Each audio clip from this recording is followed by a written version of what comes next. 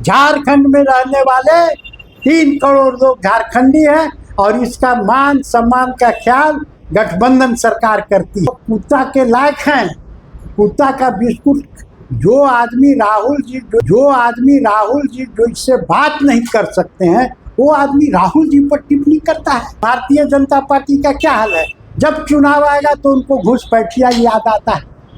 असम में एनआरआई लागू नहीं हुआ है, उसके शर्मा साहब घूम के चल रहे हैं, जैसे लग रहा है कि वो खाक छानते हुए गली गली घूम रहे हैं। कि आपने देखा होगा कि पहली बार झारखंड प्रदेश में ओबीसी को जो है 27% आरक्षण देने की बात हेमंत सोरेन की सरकार ने विधानसभा से पारित किया। सदान को जो है संरचना कोड मिले, इसके लिए हम लोगों ने प्रस्ताव लिया।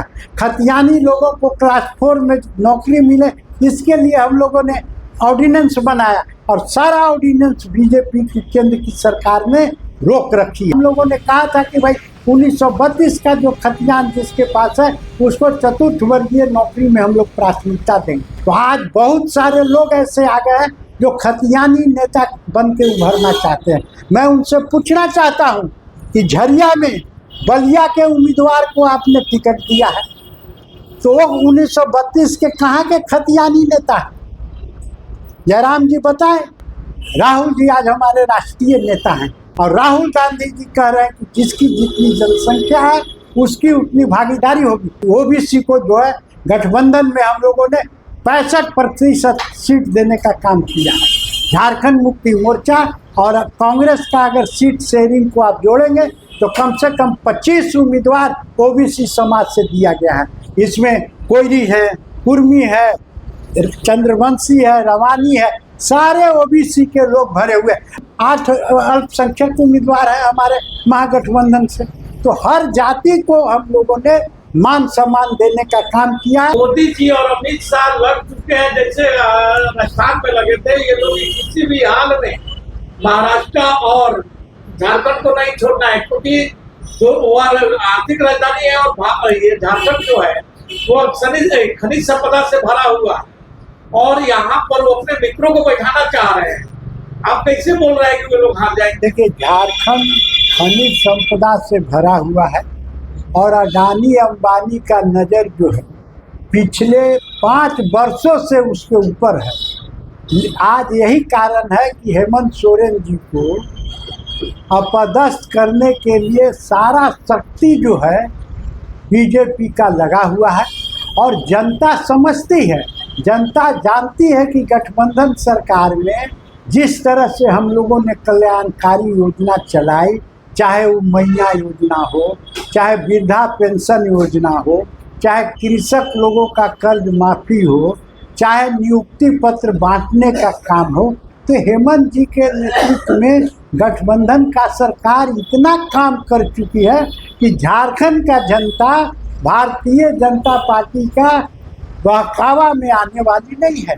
और जनता श्योर कर दी है गठबंधन को कि इस बार फिर हेमंत सोरेन 5 साल के लिए गठबंधन सरकार का नेतृत्व करेंगे और भारतीय जनता पार्टी हो सकता है कि विपक्ष के नेता लायक भी उसको सीट नहीं मिले, ये भी संभावना है। सर, बोला जा रहा है कि कांग्रेस तो कहीं अब है ही नहीं है। कांग्रेस जितने भी नेता है उनको आयोजित कर करके कांग्रेस ला रही है। ऐसा जैसे कि बरही के बारे में बोला जा रहा है कि वहाँ का सिटिंग अध्यक्ष विधायक को टिकट नहीं देना और एक साहू जी को दे देना जो कि आरएसएस से बिलोंग करने वाले। भारतीय जनता पार्टी 68 सीट पर उम्मीदवार उतारा है, उसमें 35 जो उम्मीदवार हैं वो कहीं न कहीं दूसरे दल से उनका पृष्ठभूमि रहा है। जो हम पर आरोप लगाए रहे हैं वो 35 सीट पर जो है हमारे लोगों को टिकट दिए, उनके यहाँ अभाव है। हमारे यहाँ तो 1-1 सीट पर गठबंधन में आप देख चुके होंगे कि धनबाद विधानसभा से 52 उम्मीदवार दावेदारी किए हैं, सिंदरी से 22 उम्मीदवार दावेदारी किए हैं। धनबाद से 52 उम्मीदवार होते हैं, लेकिन फिर भी भाजपा के ही नेता को आप लोग यहाँ पर टिकट देने के लिए बात कर रहे हैं। रोज डेली पेपर में भी आ रहा है, हर जगह चर्चा हो रहा है भाई।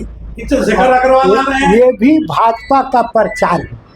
भारतीय जनता पार्टी चाहती है कि गठबंधन में अपने 5-10 नेताओं को हम भेज दें ताकि चुनाव के बाद वे फिर भारतीय जनता पार्टी में चले गए, और अभी तक ये हवा में ही तैर रही है। और आप ही लोग के चैनल पर न्यूज हम देख रहे हैं। सच्चाई है कि अभी तक जो नेता को आप कह रहे हैं कि धनबाद से आने की बात, उन्होंने भारतीय जनता पार्टी से इस्तीफा नहीं दिया है। अगर इस्तीफा देंगे तब इस पर विचार होगा। हम राष्ट्रीय पार्टी हैं, बिना इस्तीफा दिए उनकी उम्मीदवारी की चर्चा भी करना हम बेकार समझते हैं। क्या धनबाद में नेताओं की कमी हो गई है सर? भाई धनबाद में ही नहीं, पूरे झारखंड में आपको बता देते हैं कि महागठबंधन का नेता एक सीट पर 10-10 की 15 संख्या पर है जो चुनाव जीत सकता है। लेकिन हमारा उद्देश्य है कि जो सबसे मजबूत कैंडिडेट है, जो सीट निकाल सके, ओबीसी, दलित। आपने देखा होगा कि पहली बार झारखंड प्रदेश में ओबीसी को जो है 27% आरक्षण देने की बात हेमंत सोरेन की सरकार ने विधानसभा से पारित किया। सदान को जो है संरचना कोड मिले, इसके लिए हम लोगों ने प्रस्ताव दिया। खतियानी लोगों को क्लास 4 में नौकरी मिले, इसके लिए हम लोगों ने ऑर्डिनेंस बनाया, और सारा ऑर्डिनेंस बीजेपी की केंद्र की सरकार ने रोक रखी है। तो ये जनता झारखंड की पूछेगी कि ओबीसी का आरक्षण कहाँ गया, सरना कोड कहाँ गया।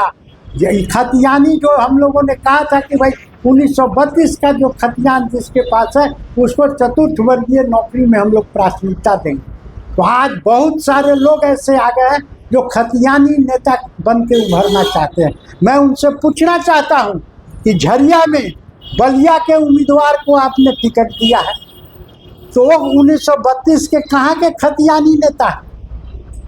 जयराम जी बताएं।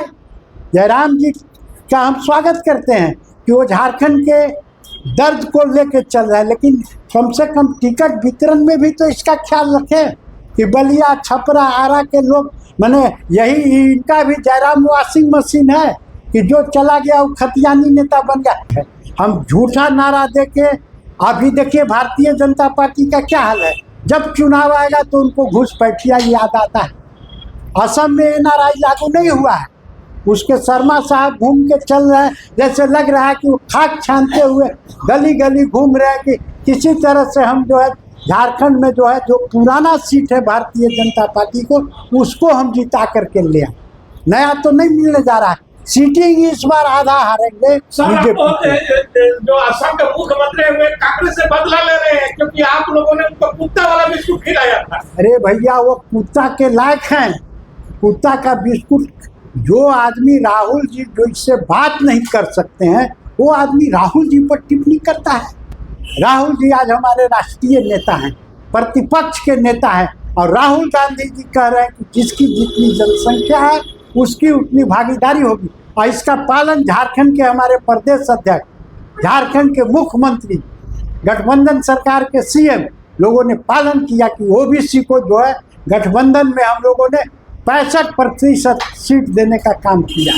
झारखंड मुक्ति मोर्चा और कांग्रेस का अगर सीट शेयरिंग को आप जोड़ेंगे तो कम से कम 25 उम्मीदवार ओबीसी समाज से दिया गया है। इसमें कोयरी है, कुर्मी है, चंद्रवंशी है, रवानी है, सारे ओबीसी के लोग भरे हुए। अगर कांग्रेस से नहीं मिला, अल्पसंख्यकों को हम लोगों ने तरजीह दिया। कम से कम 8 अल्पसंख्यक उम्मीदवार हैं हमारे महागठबंधन से। तो हर जाति को हम लोगों ने मान सम्मान देने का काम किया है। उनके ऐसा नहीं, बता दीजिए उनके गठबंधन में एनडीए में एक भी मुस्लिम को टिकट दिया गया है? ये लोग शुरू से न लोकसभा में देते हैं न विधानसभा में। तो अल्पसंख्यक भाइयों पर डोरा डालेंगे घुसपैठिया कह के। हमारे संथाल परगना के सारे अल्पसंख्यक जो है देश प्रेमी है, देशभक्त है। बहुत बहुत धन्यवाद सर, आपने हमारे कुछ न्यूज को इतना समय दिया है। जय हिंद, जय भारत।